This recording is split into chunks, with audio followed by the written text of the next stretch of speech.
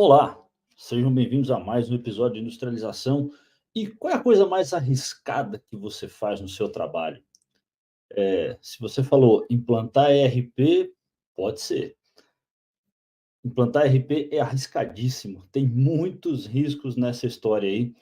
E depois da vinheta eu vou falar de 6 riscos que a gente tem em quase todos os projetos de implantação, ou do ERP, ou de uma funcionalidade, um módulo. E eu vou falar como a gente pode mitigar esses riscos, né? Correr desses riscos, ficar mais distante deles depois da vinheta.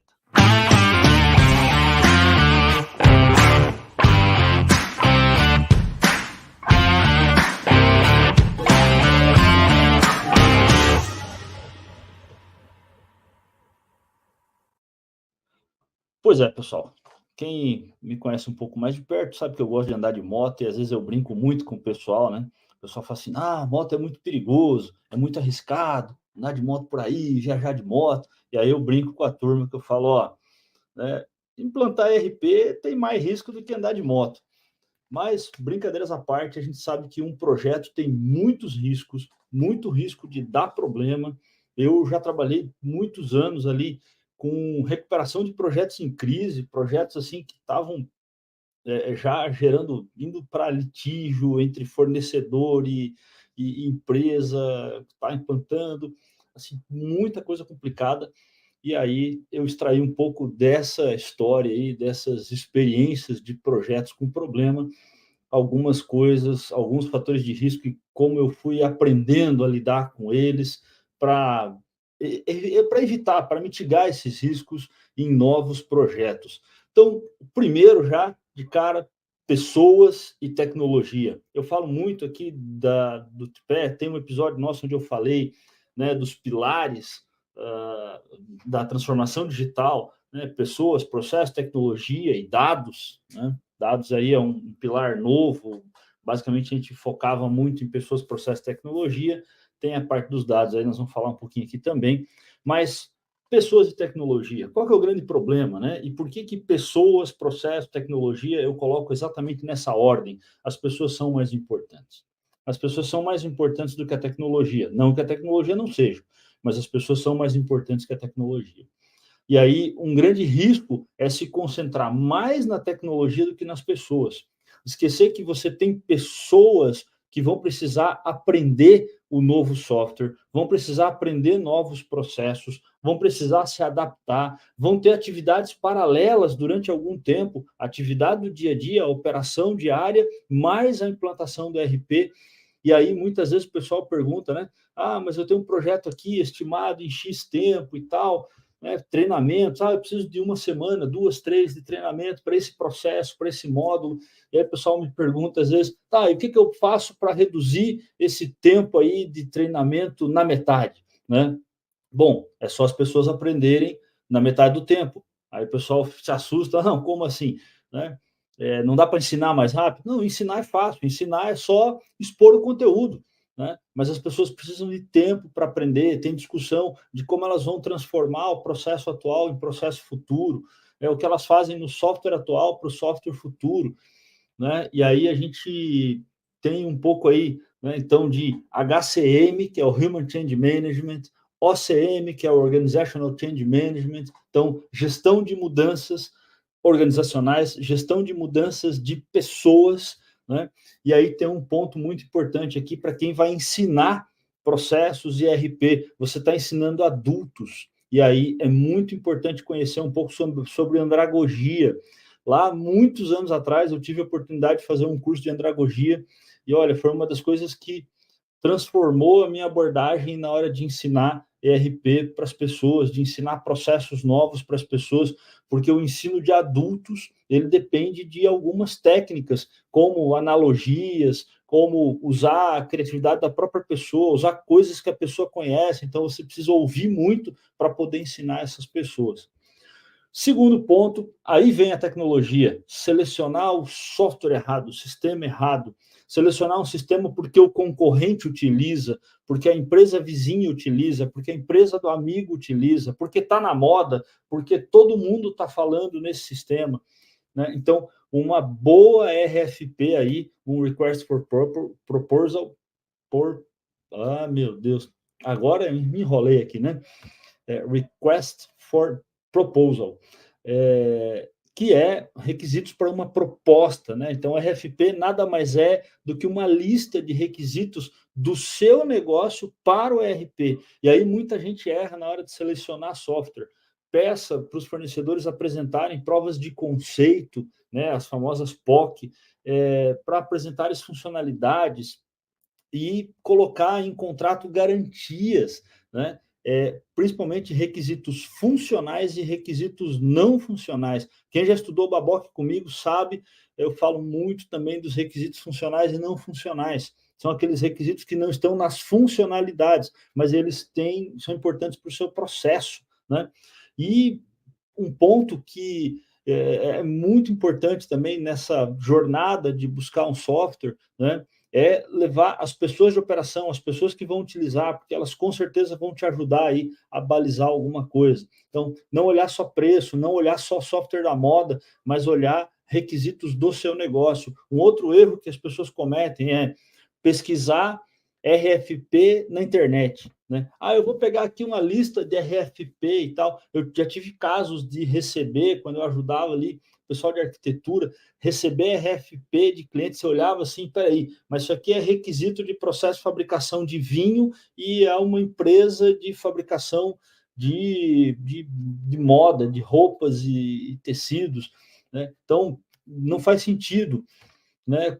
Porque a pessoa simplesmente buscou uma RFP na internet, pegou uma RFP padrão, né? E não existe RFP padrão, existem requisitos do seu negócio. Isso é muito importante. Terceiro ponto é a parte aí de reprocessos, de redesenho de processos. A antiga reengenharia, ninguém mais fala em reengenharia de processos, né?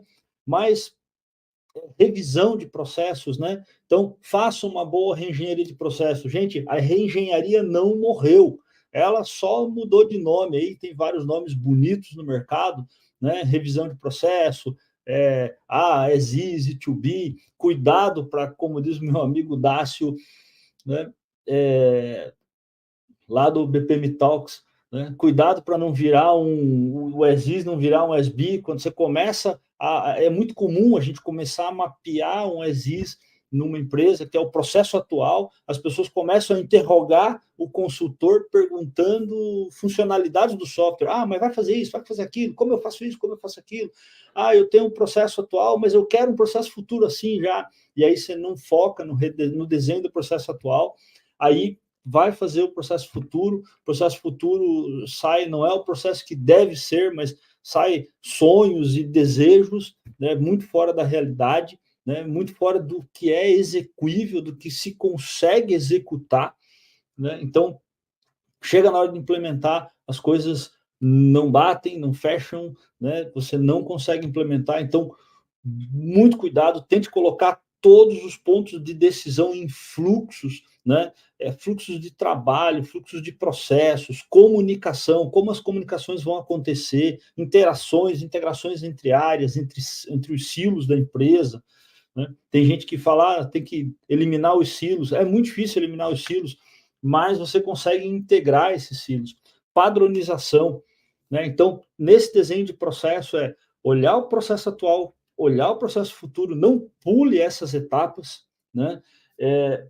Olhe para as integrações entre áreas, padronização de processos. Sem padrão não existe automação, sem padrão de trabalho não existe digitalização. Então, é um ponto muito importante aí, redesenho, desenho de processo, né? O quarto ponto um ponto que está muito em alta aí, né? Que é a parte de segurança e privacidade. E aí a gente começa com cadastros e informações transitando entre áreas e a preocupação se essa informação pode ou não pode ir para tal área e tal, né? Se está dentro da empresa, se não está, quem vai ter que assinar aí um termo de responsabilidade por esses dados, LGPD, né? Então, tem que olhar, tem que contratar um consultor especialista nisso para que o RP não venha infringir uma lei dessa, não venha violar uma lei dessa, que a empresa pode ser autuada, né, por compartilhar, por exemplo, informação de cliente com fornecedor, de fornecedor com cliente, dos seus funcionários, né, com clientes e fornecedores, com outras empresas. Quem vai ter acesso a esses dados? Né? Então, a parte de acessos dos usuários, mesmo as pessoas que têm acesso ao sistema, quais informações elas vão ter acesso, quais telas elas vão ter acesso, né? Quais rotinas elas têm acesso. Então, isso pode gerar vazamento de dados. A parte de cibersegurança, então, vou colocar o RP aqui abrigado internamente, né, numa instalação on-premise, e aí poderia ser cloud, mas numa instalação on-premise não pensa nessa parte de segurança.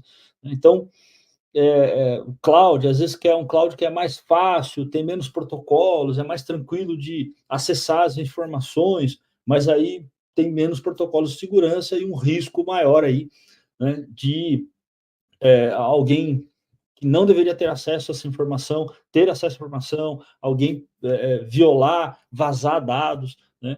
Então, é um ponto aí também muito importante ter uma pessoa, uma consultoria, uma organização, uma empresa colocando ali conhecimento tanto de cibersegurança, né, segurança de dados, quanto privacidade. Um outro ponto da segurança, o RP, ele vai integrar com várias coisas, então RP com o MES, com o e-procurement, com vários outros softwares, né? E aí essas integrações podem ser uma porta aí de entrada, né? Uma porta de vulnerabilidade para que alguém de fora acesse o banco de dados da empresa e vaze aí, né, informações dos seus funcionários, clientes, fornecedores, quer dizer, informações de pessoas, né? Então, isso é muito sensível, é um ponto bem importante, né? O quinto risco, quinto ponto, é comprometimento executivo, comprometimento da alta gestão, comprometimento dos patrocinadores, né?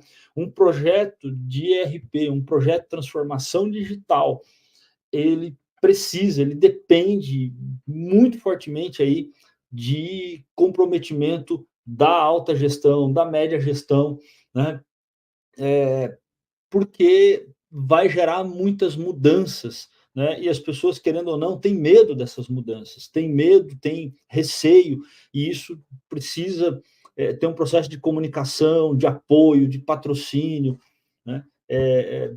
Da gestão ouvir as pessoas que estão com medo, né? Então, é muito importante o comprometimento da gestão, esse patrocínio todo aí.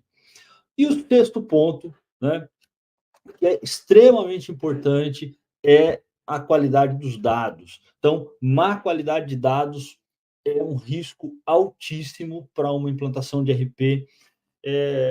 Um ponto que eu quero destacar aqui, que eu vejo em muitos projetos, quando a empresa está trocando de RP.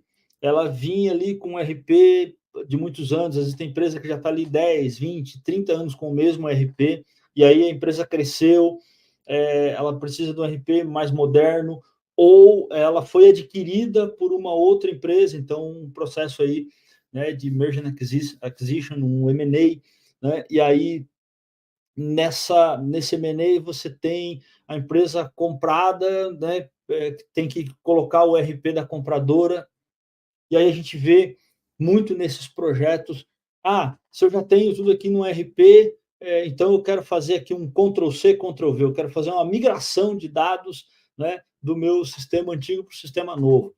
E a gente já chega, então vou migrar aqui dados de cadastro de produto, cadastro de cliente, cadastro de fornecedor, cadastro de matéria-prima, né, cadastro de estrutura de produto, né, BOM, cadastro de processos de fabricação, especialmente empresas que têm um volume muito grande, tá? Só que ela tem uma base muito antiga, às vezes uma base de 30 anos, com muitos produtos já inativos, que eu não preciso trazer toda essa informação para o RP novo. E aí vem, não, então a gente vai fazer a migração dos dados, né? Exporta de um RP, importa para o outro, e lá no novo a gente faz um saneamento. Não vai fazer um saneamento. Saneamento não vai ficar bem feito. E você vai carregar problemas, dados ruins para o novo RP. Então, a implantação do RP é uma bela oportunidade de fazer uma revisão desses dados, né? Um outro ponto, quando eu falo especificamente de cadastros de estrutura de produto, BOM, né, ou Bill of Material, e processo de fabricação, operações de fabricação, né, é uma bela oportunidade de rever, inclusive, o modelo utilizado. Né? Eu já tive muitos casos onde o pessoal queria fazer uma migração, e aí, assim, quando a gente foi olhar, a estrutura que se utilizava era uma estrutura já muito antiga, né? Uma estrutura, um modelo de estrutura de produto, de BOM e operações, já um modelo muito antigo, modelo que até pode ser usado, mas você deixa de aproveitar novos recursos dos sistemas RPs, e assim, recursos que hoje todo RP tem, e aí a empresa não está utilizando aquilo simplesmente porque ela não evolui no modelo de informação utilizado. Isso vale para muitas áreas, né? Vale para áreas de logística, para áreas de compras, para financeiro. Ah, quer simplesmente trazer o plano de contas do jeito que já é, mas é uma boa oportunidade de rever esse plano de contas, estrutura de custos, talvez mais otimizada, né? Os controles, sair, tirar um pouco de controle ali da visão contábil e levar para o gerencial, simplificando talvez a visão contábil. Então, tem uma série de oportunidades quando a gente fala de dados, né, além de não trazer dados ruins, né, fazer já recadastros, ao invés de simplesmente copiar e colar, porque uma revisão nem sempre é bem feita. Né? Então, pessoal, esses eram 6 riscos aí que eu tinha para trazer para vocês. Né? Cuide das pessoas, pratique aí, né, o HCM, o OCM, né? Cuide na seleção do software, não use RFP da internet, use requisitos da sua empresa, preste atenção no redesenho dos processos, cuide da segurança e ameaça aí a privacidade, né? Coloque só assim, busque comprometimento dos executivos da organização e não faça Ctrl+C, Ctrl+V de informação ruim. Beleza, pessoal? Então, mitiguem riscos aí do seu RP, transforme a sua implantação de RP numa coisa mais segura e mais fácil do que andar de moto. E venham com a gente nos próximos episódios aí de industrialização. Curte esse episódio aí, compartilha com quem você conhece aí que está implantando, vai implantar, né? Vive implantando RP como a gente por aqui, para que para que não cometa esses erros, para que consiga mitigar esses riscos. Se inscreve no canal e vem com a gente nos próximos episódios aí do Industrialização. Até a próxima, pessoal.